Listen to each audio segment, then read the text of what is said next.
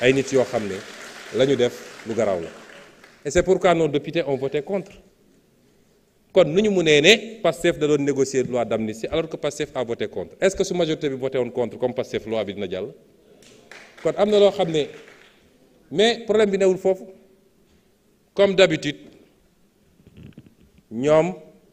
seen spécialité mooy loolu même si communication la ñuy jàngal mooy toujours il faut polluer l'atmosphère il faut nga fexe ba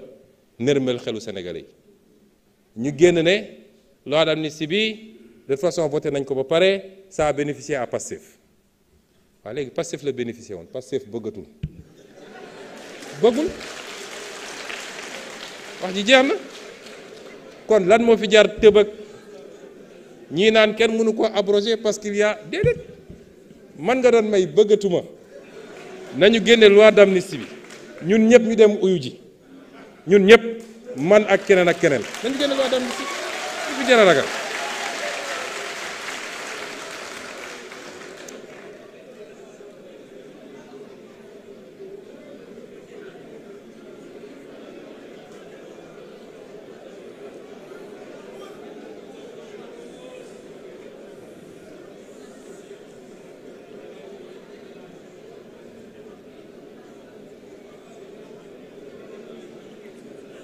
Question bi ñu posé également sur l'économie numérique oui d'accord naa ni le numérique lañ ca war a def defuñu ko il y a deux aspects il y a l'aspect sécuritaire d'abord nous sommes dans une insécurité numérique extraordinaire dans ce pays démb rek wala barki démb le ministre des Finances mu ngi may envoyé information que notre système était encore attaqué. Heureusement qu'il y a eu une réaction rapide mais commencé woon na am lu mu yàq lu bëri ci li ñuy utiliser fii comme des logiciels des progiciels maîtriser wuñu ko yoruñu clé yi kenn xamul fu mu jóge tey réew yi nga xam ne dañoo sori torop ci domaine boobu suñu bëggoon bloquer Sénégal tout de suite amaana mën nañ ko def donc premier aspect bi c'est l'aspect sécuritaire.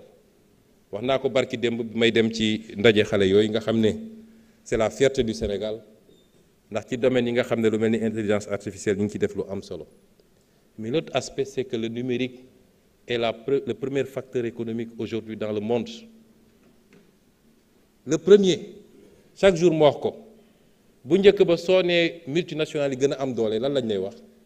ñi nekk ci pétrole beeg gaz bi Shell BP Total et cetera mais ñooñu tey mennum Google rek soo leen dajale woon ñoom ñëpp Google moo leen ëpp doole foofu la ñu toll tey l'économie est numérique tey soo demee ci réew mu mel ni Chine numérique bi mi ngi représenter 42% de son PIB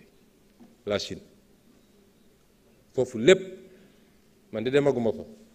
waaye gars yi fa bu jë dem nee nañ ma sa hôtel sax da ngay commander robot moo lay andi servir la ça c'est de l'intelligence artificielle foofu la àdduna bi toll. loolu mooy les grands enjeux et les grands défis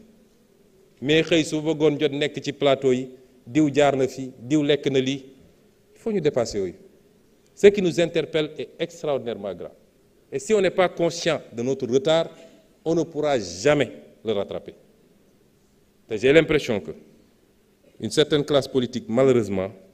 n'a pas encore conscience de cela et comme je l'ai dit c'est grâce au numérique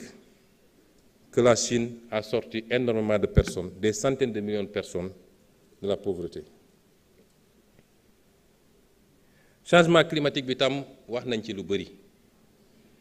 mais am nañu un certain nombre de programmes yenn yi c'est déjà bouclé comme le WACA yeneen yu ngi en cours avec des mesures à long terme et des mesures immédiates notamment pour Bargny qui a été soulevé ici ak yeneen. dama ne sànq déclaration de politique générale la sànq dama wax ministre yi ne leen liñ fi posé yëpp ci question peut-être duma ci mën a entrer dans le détail mais lépp dañ koy recenser bu ñu paree nañu def un livre de la déclaration de politique générale boo xam ne déclaration bi elle-même ma nga ca mais les questions qui ont été posées et les réponses qui ont été apportées sectoriellement.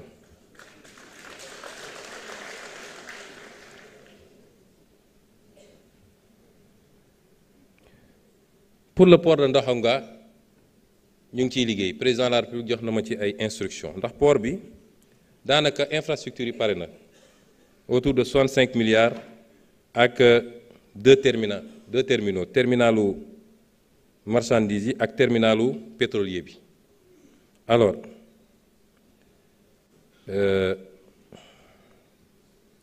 terminal marchandise moom dina commencer fonctionner ci premier trimestre bi janvier février mars et nous sommes en train de discuter avec des concessionnaires pour le terminal pétrolier am naa yaakaar ni en tout cas ci premier semestre bi au moins le terminal à marchandise le terminal marchand va commencer et que deuxième terminal bi dinañ ko concéder rapidement. J'ai reçu moi-même les offres sur ma table. On est en train de les étudier avec des nationaux qui ont une certaine capacité et qui ont un appétit certain pour ce terminal qui doit permettre le stockage de produits d'hydrocarbures,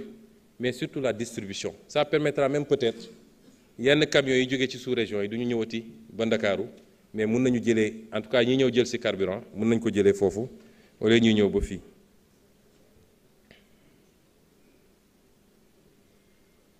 Alors, M. Char a demandé ndax chiffres yi ma wax, je les confirme. Vous savez, dans un pays, il faut qu'on s'accorde ni am na des organes dédiés pour nous donner les statistiques de ce pays. On peut douter de ces statistiques et boobaa il faut se donner les moyens de les auditer. Mais à défaut, je voudrais savoir est-ce que lui il a d'autres statistiques ak fan la ko jëlee. Parce que doone damaa dox rek gis étranger kon étranger yi di léegi 50% réew mi ñoom la déedéet nañ ma jox des statistiques ak ñu wax ñu fan lañ ko jëlee. Recensement général bi may wax nii le ministre de l'économie est ici il ne me démentira pas te mun ngeen dem mun nañ la utal rendez-vous nga dem ANSD mun naa la ko utal demain nga dem ANSD recensement bi mooy 5e recensement général de la population et de l'habitat moom moo génne ni aujourd'hui on a 207 791. La méthode n'est peut-être pas complète parce que le système est déclaratif mais système boobu moo ñu jox ne ñun 18 millions lañu moo ñu jox leneen ak leneen toutes les statistiques qu'on utilise en termes de population foofu la jógee te noonu lañ koy defee ci àdduna bi yépp nag man gisuma beneen méthode. Donc, à partir de ce moment, je maintiens, oui, que les chiffres officiels qui ont été donnés par l'organe habilité à le faire donnent ce chiffre-là. mu des nag politico xam nga yu bëri dañ koy wax te lu am la ci réew mi ba pare monsieur Sarr naa la jox un certain nombre de lois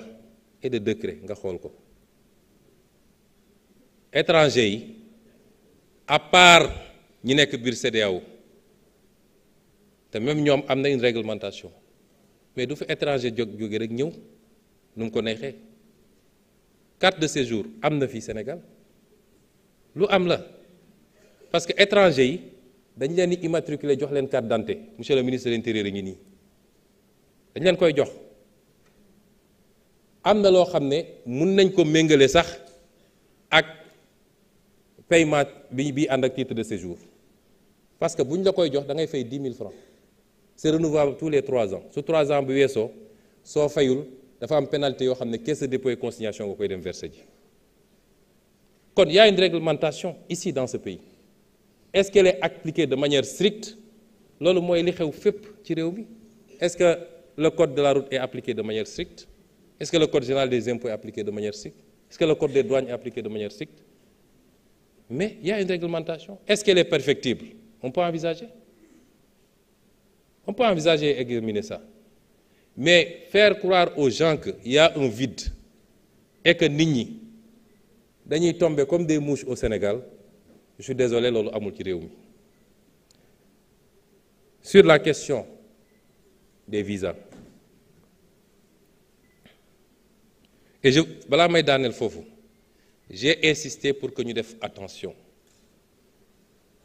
parce que ñun réewu ay tukkikat lañu su ma juumul yow monsieur Sarr mos ngaa émigré réew ay tukkikat lañu. barki dem bi ma jógee Gambie dajale naa Sénégal yëpp waxtaan na ak ñoom ña nga fa macha allah xaw nañ fa bëri di fa liggéey te noonu nga koy fekkee fépp ci àdduna. Le même recensement a démontré qu'on a entre 700 000 et 900 000 Sénégalais à l'étranger kon bëri nañu suñu compatriotes yu ne ci biti te gis ngeen li xew barki démb diggante réew mu mel ni Guinée ak Sierra Leone te lan moo ko andi mooy ñii jàpp nañ ni seeni waa réew dañ leen a néewal doole fële ñoom ni jóg attaqué ñële. nañu def attention.